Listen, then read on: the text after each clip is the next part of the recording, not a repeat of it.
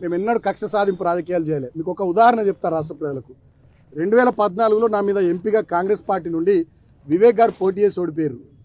వారు ఓడిపోయిన తర్వాత వారిని పార్టీలోకి తీసుకొచ్చుకొని ప్రభుత్వ సలహాదారు ఇచ్చినాం మేము.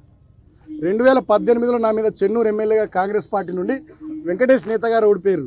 వారిని పార్టీలోకి తెచ్చుకొని 2019లో పెద్దపల్లి ఎంపీ చేసినాం. మేము కలపకపోయే పని చేసినాం తప్ప కక్షలు పెట్టుకొని వ్యక్తిగతంగా ఏదో చేయాలనే ఆలోచనలు మా 10 ఏళ్ల ప్రభుత్వంలో మేము చేయలే. మేము రాజకీయ పరమైనటువంటి ప్రత్యర్థులుగా చూసినాం తప్ప ఇతర పార్టీల వాళ్ళని కానీ వ్యక్తిగతంగా శత్రుత్వాలు పెట్టుకోలే, శత్రువుల లెక్క చూడలే. కానీ వాళ్ళ కాంగ్రెస్ పార్టీ అధికారంలోకి వచ్చిన ఈ 2 సంవత్సరాల పైచిలుకు పాలనలో అందరినీ శత్రువులుగా చూస్తూ ఉంది.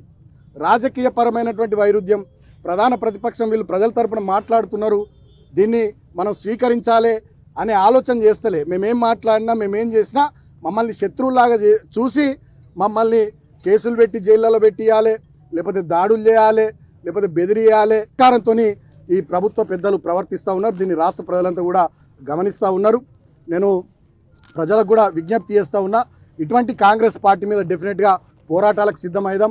మన హక్కుల కోసం మనకు వాళ్ళు ఇచ్చిన మాటలు 420 హామీలు కానీ, డిక్లరేషన్స్ కానీ, 6 గ్యారంటీలు కానీ వాటి విషయంలో డెఫినెట్గా పోరాటం చేద్దాం. ప్రధాన ప్రతిపక్షంగా బీఆర్ఎస్ పార్టీ తెలంగాణ ప్రజల వెంట ఉంటుంది.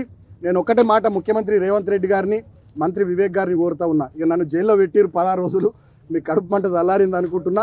ఇప్పటికైనా కేతన్పల్లి ప్రజలు ఇచ్చినటువంటి తీర్పును గౌరవించి ఆ ఎన్నిక సజావుగా, చైర్పర్సన్ ఎన్నిక సజావుగా జరగడానికి మంత్రి గారు కానీ ముఖ్యమంత్రి గారు కానీ సహకరించాలని కోరుతూ ఉన్నా. అంత దుర్మార్గాలు జరుగుతూ ఉంటే ఎలక్షన్ కమిషన్ ఏం చేస్తుందో కూడా అర్థమవుతలేదు. స్టేట్ ఎలక్షన్ కమిషన్ కూడా ఏం చేస్తుందో అర్థమవుతలేదు.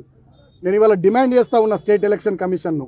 17వ తేదీ నాడు కేతన్పల్లి మున్సిపల్ కౌన్సిల్ హాల్లో దుశ్శాసన పర్వం జరిగింది. ఆ వీడియో ఫుటేజ్ దయచేసి బయట పెట్టాలని చెప్పి నేను స్టేట్ ఎలక్షన్ కమిషన్ కూడా డిమాండ్ చేస్తూ ఉన్నా. ఫేర్గా మళ్ళీ ఒక డేట్ ఇచ్చి ఎలక్షన్ జరిగేటట్టుగా, వీలైనంత తొందరలో చైర్పర్సన్ వైస్ చైర్మన్ ఎన్నిక జరిగేటట్టుగా, ప్రజా తీర్పు ప్రకారం అక్కడ మాకు చైర్మన్ వైస్ చైర్మన్ వచ్చేటట్టుగా స్టేట్ ఎలక్షన్ కమిషన్ ప్రశాంతమైనటువంటి వాతావరణంలో ఎన్నిక జరిపించాలని డిమాండ్ చేస్తూ